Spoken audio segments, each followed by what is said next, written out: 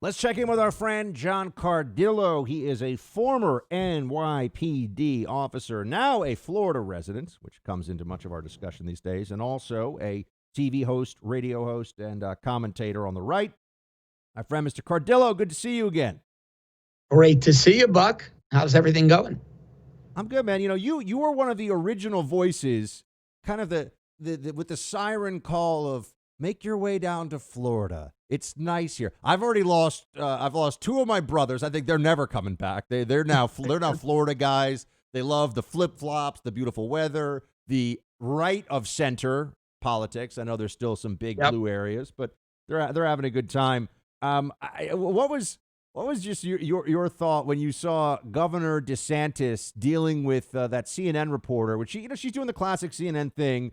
Let me just explain. Yeah. Let me do an editorial of your failure and then just sort of drop that in front of you and let you sit there and fumble around with it. The way that DeSantis handled that question, given his record this year in governing, makes me think maybe this guy's got even bigger plans.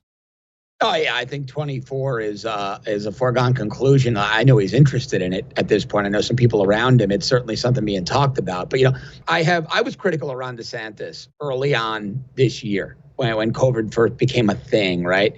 And I have never been happier to be dead wrong about a politician, especially a Republican conservative. I tweeted today after watching him, he took down Rosa Flores from CNN for that moronic question. Basically, she was trying to set him up saying, well, why is it that hospitals in Lee County, Florida, that's the Fort Myers area, have these crazy crowds outside? Why is there no system in place? And she had started to ask the question and then wanted to pontificate like these left-wing reporters do. I'm throwing this out there for the viewers' reference point. And DeSantis just cut her off. He said, first of all, look, basically said, you're testifying. You're not asking a question. You're asking three questions in one. Everybody else got one. But what I loved was his answer. He said, the state doesn't dictate how hospitals administer the vaccine. The state's going to get the vaccine to the hospital. And then he specifically pointed out a healthcare executive. He was at Jackson Health, which is a big facility down in Miami. And he pointed the guy out, mentioned his name, and said, they know how to do what they do, hospitalization and healthcare, far better than the state does. If the state does it, it's a disaster. And his answer in Lee County was that the hospital in Lee County, at Fort Myers Area Hospital, said first come, first serve. We've got the vaccine. There was great demand and people crowded it. Well, she tried to blame it on him. And he said, hey, look, the state is not going to tell hospitals how to administer healthcare. I think Ron DeSantis, there should be mandatory training with Ron DeSantis on how to handle hostile leftist media for Republican politicians at this point. He's doing a great job. Yeah, and I also have noticed a game that the lib media likes to play where if you let the decision making, if you put the decision making in the hands of the experts, and it's there are problems, it's not wrong. You have you've abdicated leadership. What's wrong with you? But if you decide that you, as the executive branch official at the state level or even at the federal level, are going to make the final call, it's why aren't you listening to the experts? Right? You can't win either way. It's a lose-lose for look. CNN, MSNBC, the New York Times, the Washington Post, ideologically, they cannot bring themselves to admit that the private sector and the free market exists, let alone does things right, let alone has the right to do things. So to them, it is utterly perplexing. They're befuddled when a politician points to a business executive and says, hey, that guy knows how to do his job far better than we in government do. If we in government did it, it's a disaster. That's horrific. That's horrific. That's like the torture of puppies to the mainstream media. I mean, they can't think of a more terrifying concept than giving the private sector the freedom to operate. We're speaking to John Cardillo, former NYPD and a conservative commentator. John, by the time people hear this, they may have a little bit more info than we do on Georgia, but just going into this big day today, what are your thoughts? How are you feeling about this? Obviously, big stakes. Big stakes. I'm just shocked. I am absolutely shocked at the Trafalgar poll. Now, Trafalgar Associates has been one of the better polling firms. Robert Cahaley, who runs it, a good guy, very reputable guy, one of the few traditional pollsters I'll actually give credence to. It is absolutely mind-blowing to me, Buck, that Raphael Warnock, with his history of racist statements, anti-Semitic statements, blocking a child abuse investigation at his camp, to which the Georgia Bureau of Investigation investigators, one of the most professional law enforcement agencies in this country, said they'd never seen obstruction like that, to his wife's allegations about abuse, that this guy is polling a point ahead of the Republican, that John Ossoff, a Hollywood transplant into Georgia. So I don't know if it says that the Republican Party has dropped the ball on grassroots. I don't know if it says they didn't spend enough money, or if fraud is just that rampant. And people like Stacey Abrams have done a good job combining that fraud with outreach, especially in minority communities. But I'll tell you one thing, it shouldn't be. The Republicans in Georgia should be up by 6, 7, 8 points. And we need to do a really, really thorough postmortem on how the Republican Party, from the GOP to the National Republican Senatorial Committee, these fundraising entities, have operated throughout this election cycle. I think it's abysmal that we're where we are. And I'm concerned that we might lose the Senate. We might wake up tomorrow to Leader Schumer. But even more concerning, Buck, last point on this, why are we now being told yet again that we might not have the results of this election tonight, that it might take weeks? What is this new precedent where we can't count an election on election day? And you've got the Georgia Secretary of State Raffensperger acting very petty, acting questionably. He was interviewed by Martha McCallum on Fox, and his answer seemed like it was a grudge match against him and David Perdue. Something really isn't right in Georgia. And I believe that this is going to be Brian Kemp and Raffensperger's last term in politics. I don't think either one of them survives a primary in 22. And what do you think about the president's continued, what do we call it now? I mean, he's not conceding, he said last night at the rally. We've got Senator Ted Cruz along with, I believe, more than 10 now, because Loeffler said that she would also, if she is able to, she would also stand with the president on this one, or she will. I mean, she's already said that she'll do that, because I guess it'll happen this week. So what exactly, what do you think happens as a result of this demand for the 10 days of further investigation into the presidential election vote situation in Georgia? I hope something will happen. I don't think anything's going to happen. Look, the Democrats have the majority, right? So back in 2016, I think it was 6 or 7 Democratic senators objected to Donald Trump's election. Donald Trump was inaugurated on January 20th. Barring, the Hiroshima, the fat man and little boy nuke level of evidence that would be required to overturn this, barring that coming to light today and tomorrow, that would force our entire judicial system, DOJ, the courts, Congress, into action. I don't see anything changing the outcome. And unfortunately, I think we're going to endure a Joe Biden presidency for a little while, then a Kamala Harris presidency until 2024. Because if this smoking gun evidence existed, if this nuke level evidence existed, it would have been presented already. DC leaks like a sieve. You and I are in this business. We know how that goes. It wouldn't have been under wraps. I think the awareness is great. I love that a few million people are showing up in DC tomorrow. I think we could shine a bright light on election fraud. We can make some changes in the party, more America First people. But I just don't see the results of this election changing. I'm disappointed, because I really do believe, and I know you do too, and we've talked offline about this extensively, that there were intentional distortions and essentially subversions of the electoral process by Democrats in this election year, so that it would be very easy to commit fraud, and also, and this is the critical point, very hard to prove it. That said, I also think that they needed we needed a clear, bright red line caught fraud moment in this to blow the whole thing open. And I'm not even willing to. It's not that I don't think that happened, John, but the inability to find that, and I know it's a short period of time. Everything else, it's not what you know, it's what you can prove. That's right. Yeah. Look, you and I have agreed on this for months.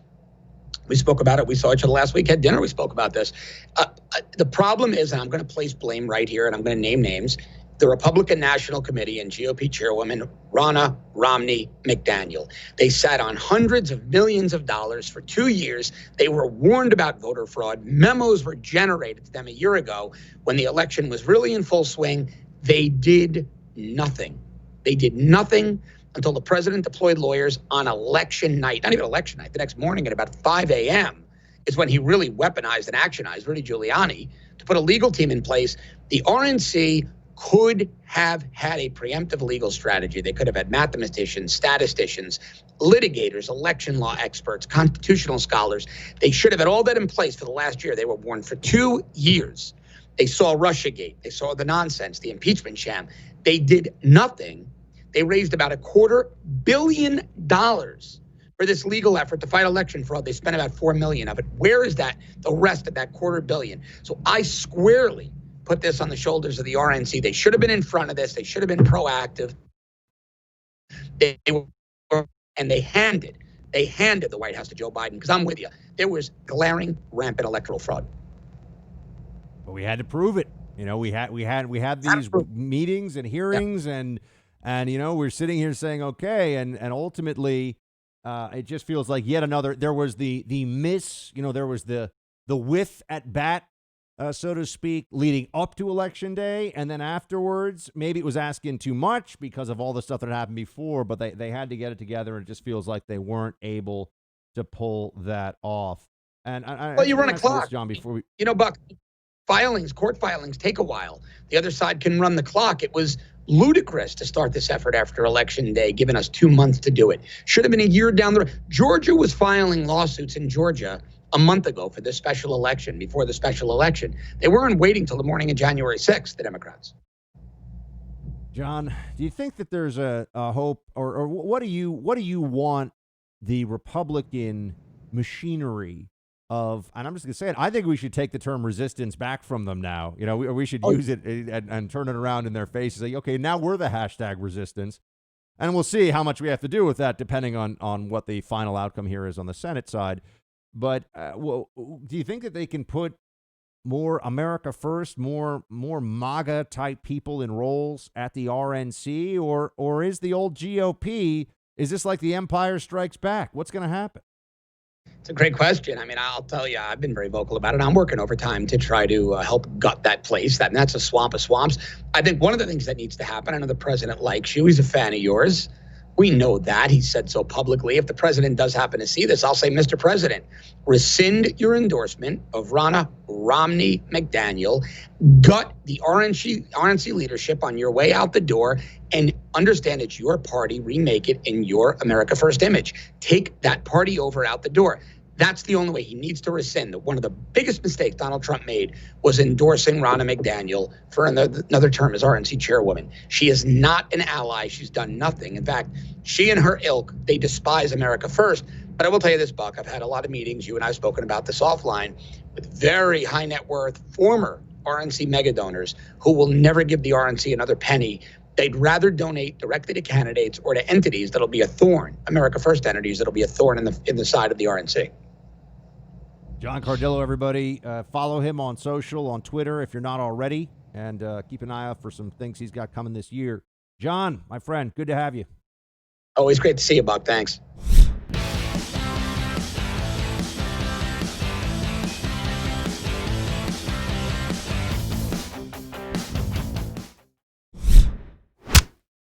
I didn't know it was being recorded. I just was at my home with my wife, and I had it on speakerphone, but I didn't record anything at my house. But I was making notes. But also then on Sunday morning, he put out a Twitter. I thought we had a private conversation, just not left unsaid. It was private, but I saw it was man to man, just having a conversation. And, and so with the President of the United States. But then he goes out on Twitter the next morning and says stuff that's not true. First of all, he releases that we did have a conversation. So I didn't see what the issue was. And obviously we did have a conversation. The whole world knows. He's got 80 million Twitter followers. He does indeed. But who then recorded the conversation? Georgia's Secretary of State Raffensperger? Who was the person behind this? Can't we get an answer to that? Can you tell us? And why aren't you more disconcerted if you really want us to believe you didn't know it was being recorded, that somebody else recorded a call you had with the president of the United States and released it. I mean, come on, folks, right?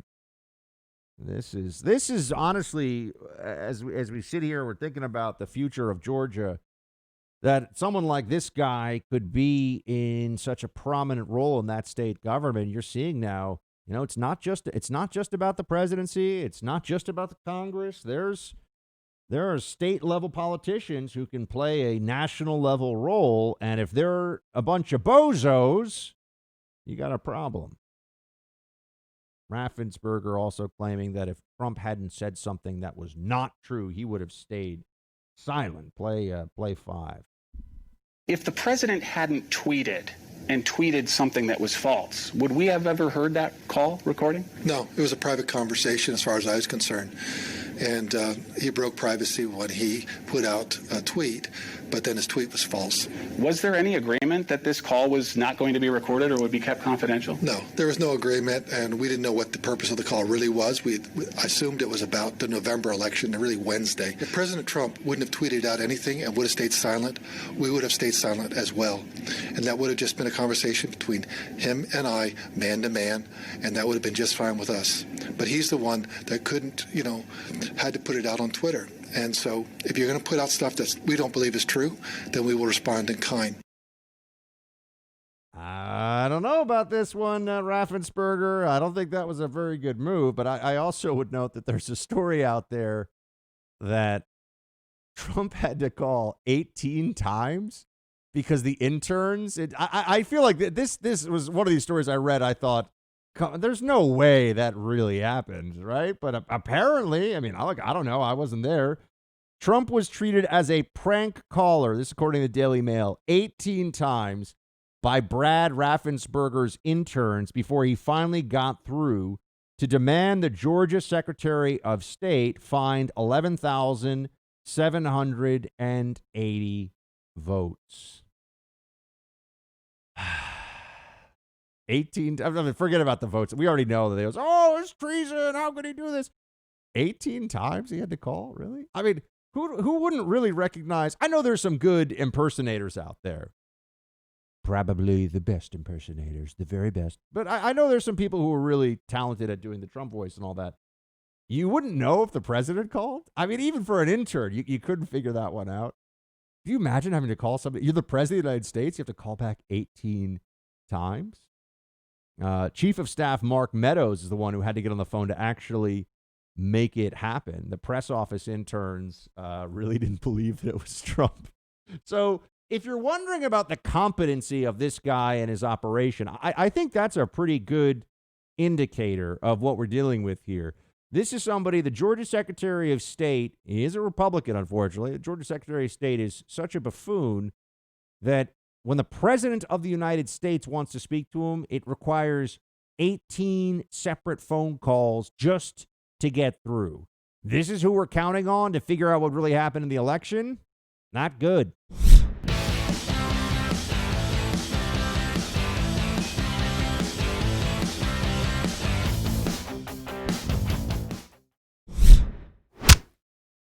I know we all got our doubts about the last election. And I share the concerns of millions of Americans about voting irregularities. And I promise you, come this Wednesday, we'll have our day in Congress. We'll hear the objections. We'll hear the evidence. We're going to hear those objections and hear the evidence, and that's a good thing. People should know, and we should air all this out, and there should be no problem with it. The people who are telling you that this is some kind of a constitutional travesty have neither read nor care about the Constitution. So don't listen to them. Their opinion on this should be irrelevant to you. This is completely within established order. There's nothing about this that should be upsetting. It's not martial law. It's not destroying our democracy. It's telling people what we found so far and raising questions that have either been unanswered or only partially answered about something that's really important. You'll notice that this is all very plausible. We're not talking about, and when I say this is plausible, not everything that's being said about the election is. But what you're going to hear from people like Ted Cruz, what you're going to hear from other senators who are going to stand alongside him and raise their objections, they'll bring up the very real election fraud concerns and questions. And hopefully we'll stay away from the release the Kraken, international conspiracy of CIA ninjas craziness that's been out there. Because as I've been telling you, that's been really useful for undermining the very real election fraud question, right? The crazy town stuff makes it harder for the rest of us to push and communicate to the public, to push for answers and communicate to the public about what really happened that is concerning. I still have not heard a single person, for example, just in the state of Georgia, I haven't heard a single person come up with a plausible explanation for how it is 100 times less likely for a mail-in ballot to be disqualified because of legal reasons, disqualified this time compared to the last time. Yeah, 100 times less. That seems like a noteworthy thing, isn't it? You have far more people doing the mail-in process, but far fewer rejections of those votes. I just want to know how that happened. I want to know how my friend Sean Parnell says that there were more votes cast than eligible voters in the state of Pennsylvania. Is that or is that not what occurred? Sean is a straight-up, squared-away guy, and he's an honorable guy, and I trust him, and he's my friend, and you all know that. And he's telling me that something doesn't smell right. I believe Sean when he says something doesn't smell right. But he can't get answers. Every time he tries to go to court, they go, sorry, election's over, shut up, go away. Those are real questions. Those are real problems. But you notice the Democrats, they just are going to use the power they have in the media to try to silence, try to just move on down the road with all of this. And they're also making these outlandish claims about how illegal the president's phone call with Raffensperger was. I mean, here's Bernie Sanders. We haven't heard from Bernie Sanders in a while. It's been a bit of time before, he's out there doing the usual thing. Here he is, play 9. It is unprecedented.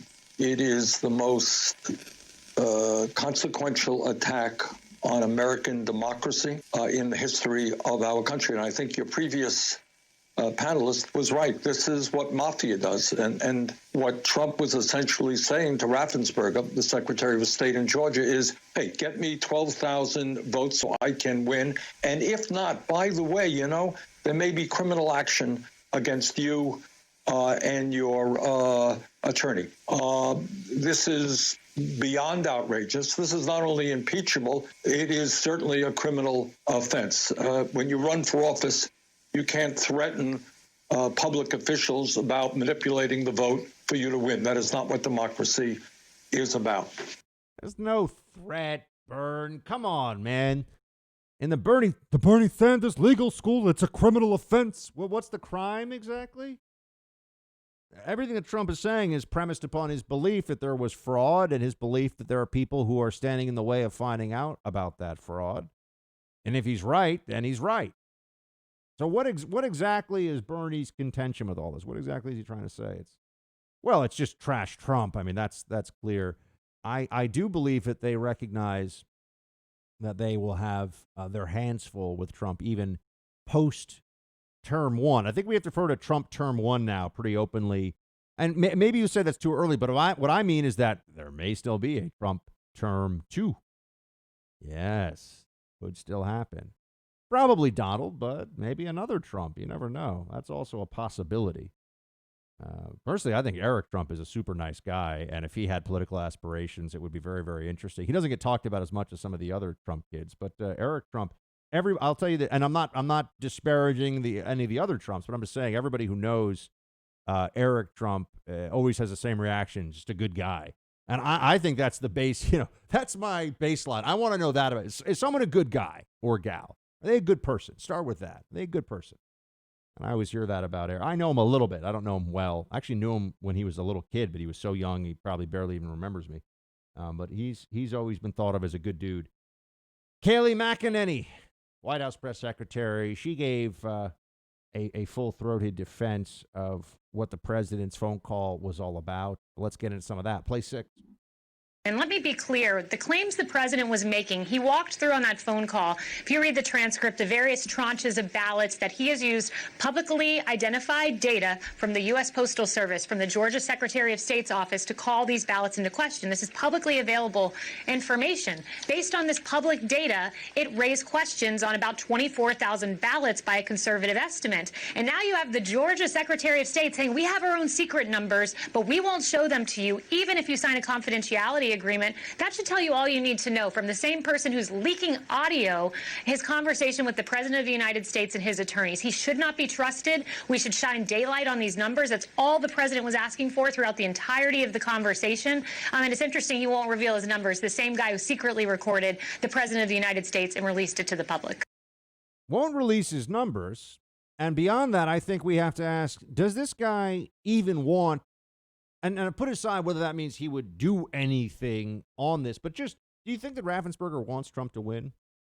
I think the answer is very clear. And I mean, before this whole phone call thing, no.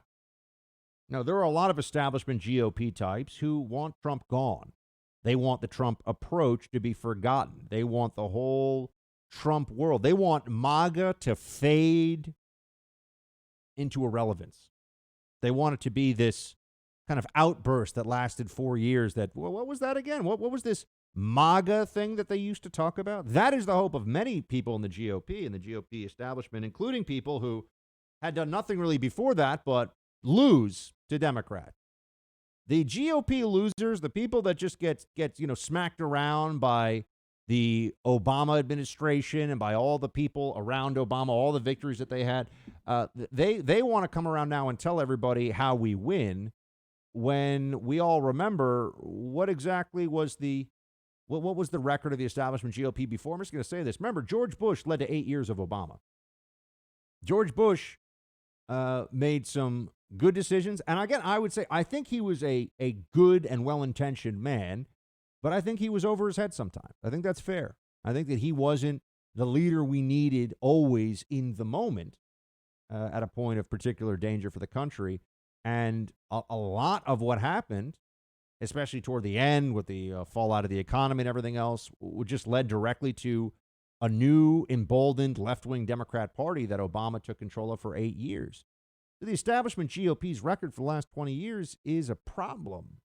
And I know they'd say, oh, but look at what we did in the state houses and the state races and everything. Okay. Who's been winning at the national level on major issues that endure beyond any one politician or administration?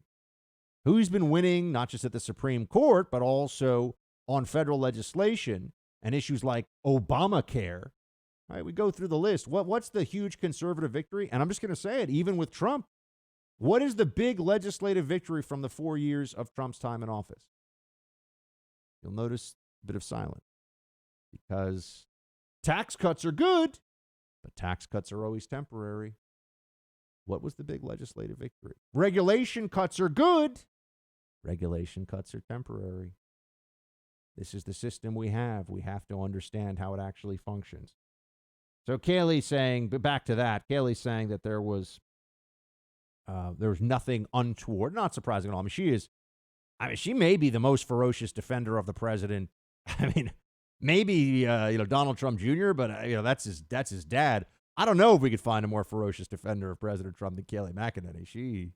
She's like that, walks into the bar and says, "I'll take any man in the house." Rolls up her sleeves, ready to fight. Here she is on the numbers. I'm sorry, not the numbers, on the objection that will be raised tomorrow by some senators. Play 6. You already played 6. Play you already 6. played 6. You played it already. Oh, play 7. There's a constitutional mechanism in place, the 12th Amendment, and a statute pursuant to that in the mid-1800s that says this is where you can object in Congress. This is constitutionally, statutorily prescribed. Democrats have raised objections before, and Republicans grow a backbone and fight, just like Senator Hawley, just like Senator Cruz, because if we don't fight for integrity now, it's not just tomorrow's race that can be affected, but every Senate race thereafter and presidential race thereafter. So fighting for the truth is something we'll never apologize for. Why we fight? It's about what's right. And she understands that. The president understands that. Millions and tens of millions of his supporters understand that. This is the process. They can keep saying this is a threat to democracy. They can keep saying this is, destructive and evil and horrible. No, it's the process that we have. And we are abiding by it. We're not lying. We're not fabricating evidence so that the FBI can turn on people. We're not coming up with nonsense here and using the DOJ as a weapon for political purposes. That's what Democrats do. We are abiding by the process, by the letter and spirit of the law, and raising questions and objections to what happened here.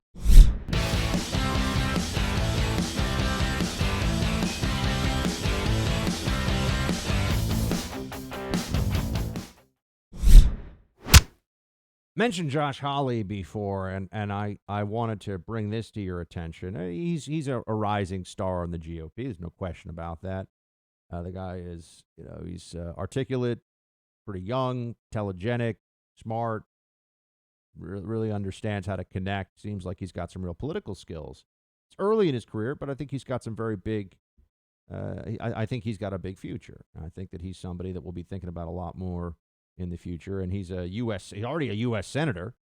But here he is telling everybody, and you need to hear this because the mainstream media is not going to cover this, and you should know about it. Tonight, this is from his Twitter account. Tonight, this is last night, in Missouri, tonight while I was in Missouri, Antifa scumbags came to our place in D.C. and threatened my wife and newborn daughter who can't travel. They screamed threats, vandalized, and tried to pound open our door. Let me be clear, my family and I will not be intimidated by left-wing violence.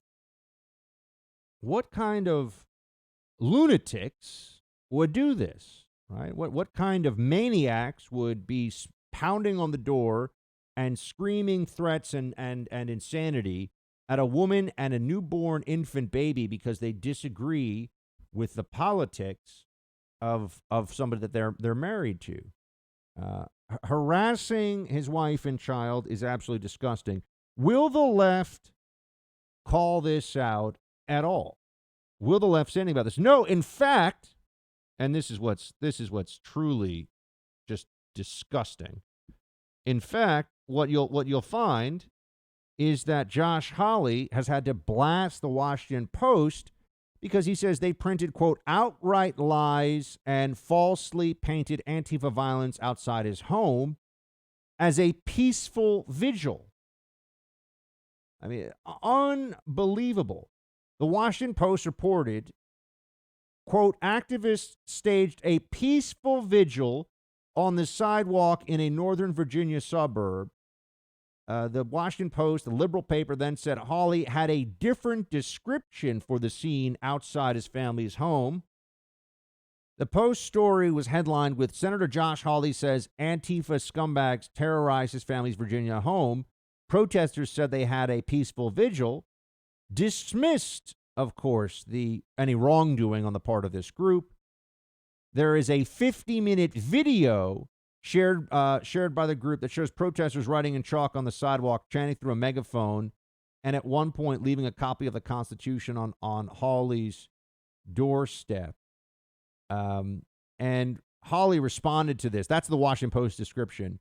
This morning, the Washington Post printed outright lies from the Antifa group, who now describe themselves as sweet angels. BS. You screamed through bullhorns, shouted down my wife when she asked you to leave, vandalized property, pounded on our door, and terrorized neighbors. So the Post will lie to defend Antifa. That's what we're up against here. Those are the kinds of things you should expect.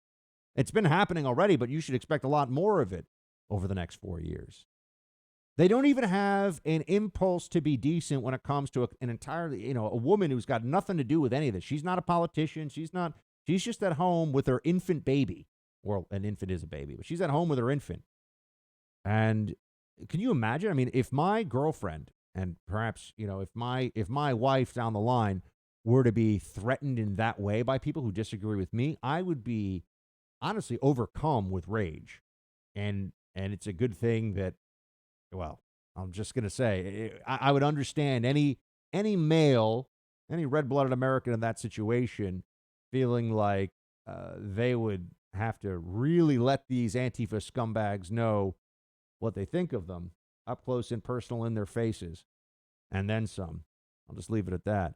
But the Post will just say, oh, no, it's a peaceful vigil. First of all, showing up at elected officials' homes at night, or at any time for that matter, to scream and yell and shout at them is disgusting. Forget about whether they think, oh, we were peaceful. That's all crap anyway. It's disgusting. It's something that losers do. It should not be done. It shouldn't be a part of this country. It shouldn't be a part of our democracy or a republic or whatever. But the left likes it because you know what? Ultimately, they like intimidation. Whatever they need to feel good about themselves is okay. That's how the left approaches everything.